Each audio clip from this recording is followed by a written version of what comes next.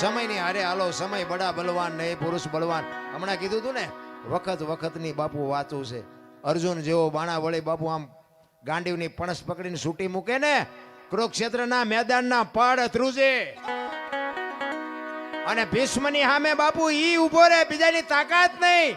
અને એ શિખંડીને આગળ રાખ્યો ને કે ભીષ્મની સામે ઉભું રહેવું. એટલે ઈ અર્જુન બાપુ હસ્તિનાપુરથી દ્વારકા જાતો તો લૂંટાઈ ગયો, સમય વિયો ગયો. એમ સમયની બલિહારી છે. સમય હારે હાલો. વર્તમાનમાં જીવો બાપુ. ભૂતકાળને ભવિષ્યકાળને સંભાળવાની જરૂર જ નથી. ભરતરી માથા મીંડો પસાડવા, પિંગળા હું તારા વગર નહીં રહી શકું, પિંગળા હું તારા વગર નહીં રહી શકું. અને ગુરુ મહારાજને ખબર પડી. ગુરુ મહારાજ આવ્યા. ગુરુ મહારાજના પગમાં પડીને ભરતરી કરગરે છે, બાપુ બાપુ આને કંઈક કરો, બાપુ આને હજીવન કરો, બાપુ આને હજીવન કરો. ગુરુ મહારાજ કે આ તમે જ ઊભું કર્યું છે ને, હવે તમે મને કહો છો ઊભો કરો આને. આ કરવાની જરૂર શું હતી? એ કે બાબુ તમારા પગ પકડું, મારી ભૂલ થઈ જાય, મારું આમ થઈ ગયું, મારું આમ થઈ ગયું. એ કે ભાઈ મરેલા જીવતા થાય તો માણાની આ લાઈનો લાગે. મારી એવી થોડી તાકાત હોય કે મરેલા હું જીવતા કરી શકું. એમ કરતા કરતા શમશાન યાત્રા તૈયાર થઈ અને માણસો બધા શમશાને જવા માંડ્યા. શમશાન યાત્રા હાલીને બાપુ ભરતરી વાંહે ગાંડો પાગલ થઈ ગયો. ગુરુ મહારાજની આંખમાં આહુડા મીડ્યા પડવા કે હવે આ ભરતરીને મારે કેમ કાબુ કરવું. ઈ કે પાગલ થઈ જાય ને તો આખો 92 લાખ માળવો નોથારો થઈ જાય કે આ 92 લાખ માળવાને કોણ હાચવશે. એમ કરતા કરતા શમશાનમાં ગયા. ઈ લાકડા ગોઠવા ને પિંગળાને માથે ગોઠવી અને બાપુ ભરતરી ગાંડો તૂર થયો. અને એમાં કુદરતને વાત રાખવીને એક ગુંદકાનો આત્મો આમ જાતો હતો. અને સદગુરુ મહારાજ એના ભજનના બળથી આમ જોઈ ગયા કે આત્મો હારો નથી, પણ આ ભરતરીને કાબુ કરવા માટે જો આ પિંગળામાં નાખું, પિંગળા બેઠી થાય ને તો ભરતરી બાપુ ઠેકાણે આવી જાય. એ ગુંદકાનો આત્મો બાપુ પકડી અને પિંગળાના ખોળિયામાં નાખ્યો અને પિંગળા બેઠી થઈ. ભરતરી ભાનમાં આવી ગયો, પણ અસલ પિંગળા બાપુ મરી જઈ. એ પછી ઘોડેસવારનો ને અશ્વપાળનો ને એ બધો ઇતિહાસ છે ને એ પછીનો છે. બાકી 92 લાખ માળવાનું બૈરું બાપુ એવું ન હોય જેવું તેવું. કહેવાનો મારો અર્થ કે જે સત્ય છે ને એને છુપાવ્યું છે કઈ. આ રામાયણ છે, રામાયણ તમે જો. ઘણા બધા એમ કે લંકા હનુમાનજી હળગાવી. હું એમ કહું હનુમાનજી હળગાવી જ નથી. લ્યો બોલો, લંકા વાળાએ જ હળગાવી છે. હનુમાનજી હળગાવી? દિવાળી કોને મૂકી હતી? ઓલો બચવા હાટું માણા ભાગા ભાગ આપણને કોઈ હળગાવે ભાગા ભાગ ન કર્યું. ગોદડા એમને જ વીટાડ્યા હતા, તેલ એમને રેડ્યું હતું, દિવાળી એમને મૂકી હતી. હનુમાનજી તો બચવા હાટું ભાગ્યા. હવે ગોદડા હળગતા વેરાણા લંકા હળગી, એમાં હનુમાનનો વાંક શું?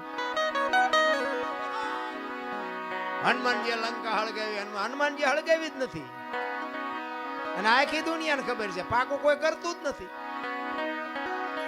બીજી વાત તમને કરું કે સીતાજી જનક મહારાજની દીકરી મિથિલા નરેશ હવે શિવ ધનુષનું ઘોડો ઘોડો કરીને ફરતા.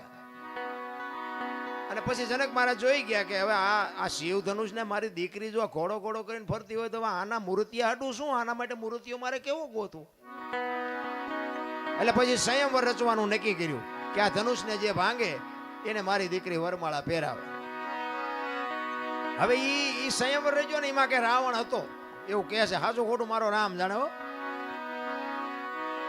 ઈ રાવણ થી કે ચોખા જેટલું ધનુષ હેલ્યું નહોતું. હવે એનેથી ચોખા જેટલું ધનુષ નું હેલ્યું તો વનમાંથી સીતાજીને આખે આખા ઉપાડી ગયો. આનું શું કારણ? આખે આખા સીતાજી ઉપડે. સીતાજી ઘોડો ઘોડો કરીને ફરતા હતા. ઈવડું એ ધનુષ રાવણ હલાવી ન હોય.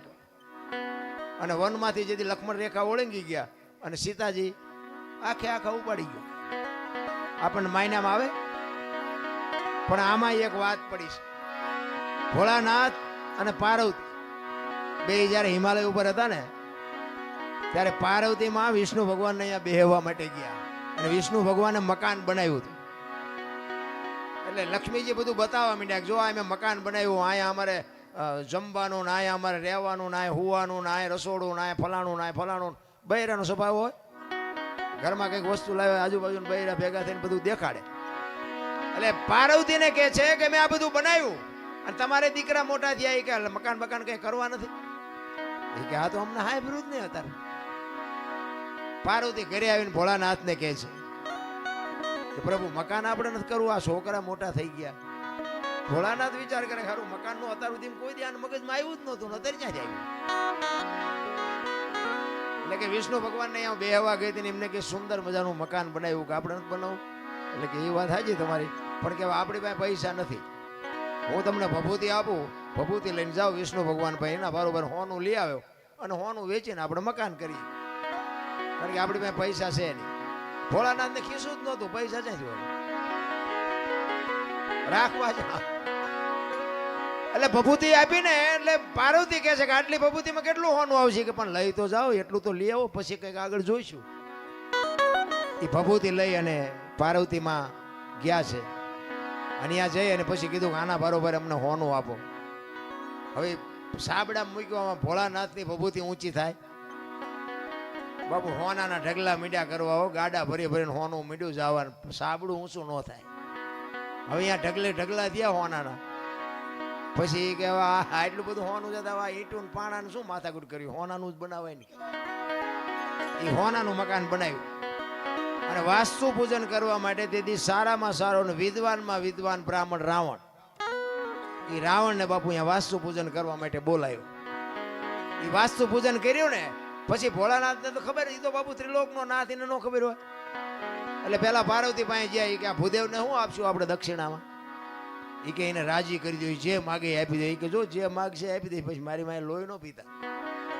કારણ કે હવે આપણું આપણે એક પ્લાસ્ટર કર્યું હોય તો બૈરું રાજીનું રેડ થઈ જાય, બદલે આખું હોનાનું મકાન હોય બૈરું રાજી કેટલું હોય.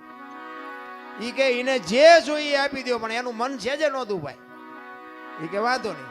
અહીંયા ગયા રાવણને કીધું ભૂદેવ બોલો હું આપું.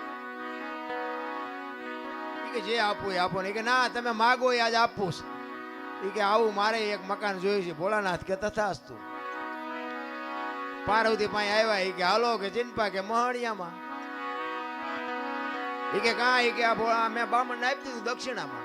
એ કે હું કામ આપ્યું. એ કે કકડાટ ન કરશો, તમને પેલા પૂછીને ગયો તો કે માગે એ આપી દઈશ.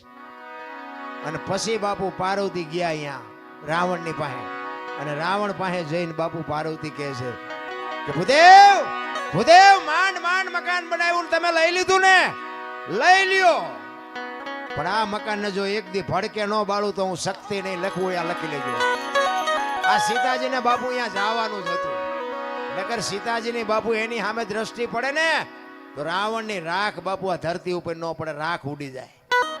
ઈ દીકરી હતી સીતાજીને. તમે શું માનો છો? એની તાકાત જ નથી કે રાવણ એની સામે દ્રષ્ટિ કરે.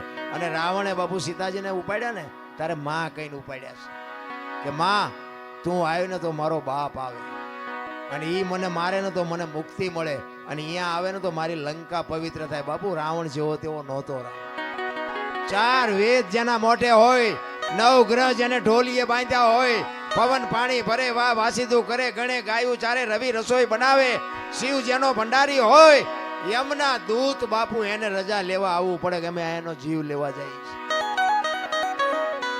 એ અને આ ધરતી ઉપર 14 ચોકડીનું રાજ કર્યું રાવણે. સતયુગ, દ્વાપર, ત્રેતા ને કળિયુગ, 4 યુગની એક ચોકડી થાય. 14 ચોકું ને 56 યુગ સુધી આ ધરતી ઉપર રાવણ રહ્યો છે, એવું કહે છે સંતો. કેટલું એનું તપોબળ છે, કેટલો વિદ્વાન છે. અને રામ ને બાપુ ઠેઠ ત્યાં સુધી થકો થયો તો બાપુ એનું ભજન તો કઈ કહેશે ને. પણ આપણને છે ને કઈ આમાં સમજાતું જ નથી. આપણે મને તો એમ થાય કે ચારે બાજુ કથાયું વંચાય છે, ધૂનું બોલાય છે, ભજન થાય છે, માતાજીના માંડવા થાય ને, હવન થાય ને, પ્રતિષ્ઠાયું થાય ને, મંદિર થાય, તો બગાડ કાં નથી ઉભો રહેતો? વિચારવા જેવું તો છે ભલામણા કે આપણા ગઢ આવું કઈ કરી જ નહોતા શકતા. તો આ ચોરી ને લોટપાટ ને મારી નાખવાને, તોડી નાખવાને, અત્યાચાર ને ગમે એની દીકરી ઉપાડી જાવી, આ બધું તમે જોવો તો ખરા કેટલું બધું અંધારું હાલ્યું જાય. તો આ કથા એવું વંચાય છે ખોટું છે? એ કેમ કેવું ખોટું છે? હવે આમાં માણસના જીવનમાં જો ઉતરે નહીં આ વાત તો આ કથામાં ફાયદો કોને? મંડપ વાળાને, સાઉન્ડ વાળાને, સાજિંદાને, અમારા જેવા કલાકારને, રસોઈયો હોય એને, બાકી કોને ફાયદો? હવે તો આ 2-5 લાખ રૂપિયા 10 લાખ રૂપિયા આમાં નાખવા દેના કરતા પાત્રા ગાયું ખડમાં દઈ દીધા હોય તો. ગામો ગામ કથાયું વંચાય, ગામો ગામ. અમારે તો રોજ ફોન આવે કે અમારે પ્રોગ્રામ રાખો, અમારે રાખો. અમે પછી કહી દે કે આટલા થાય છે કથા એવું કરો જે કરો એ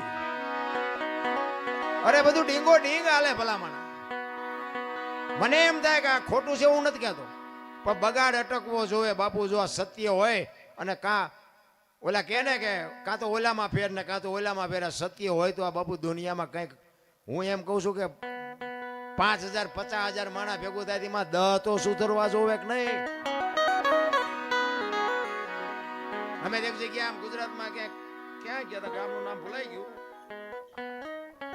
કથા એટલે અમે જોયું કે કથા છે એમ ગાડી હાંકતો એ વખતે એટલે અમારે થોડોક ટાઈમ હતો કીધું હાલો ને આપણે કથામાં જઈને બેહી હવે એમ અહીંયા બેઠા ને કથા ચાલુ હતી ને એમાં 2 જણા બાજ્યા બોલો હવે કથા ચાલુ હોય એ વખતે જો બાજે માણા તો એમાં બહાર તો કઈ મગજમાં ઉતરે જ છે એમાં એકને દવાખાને લઈ જવો પડે બોલો હવે આમાં પતિ જો હોય તો કથાના માંડવાનું શું થાય ને ઓલા વક્તાનું સાજિંદાનું શું થાય અરે બાબુ કઈક ઊંધું રંધાય છે મને એવું લાગે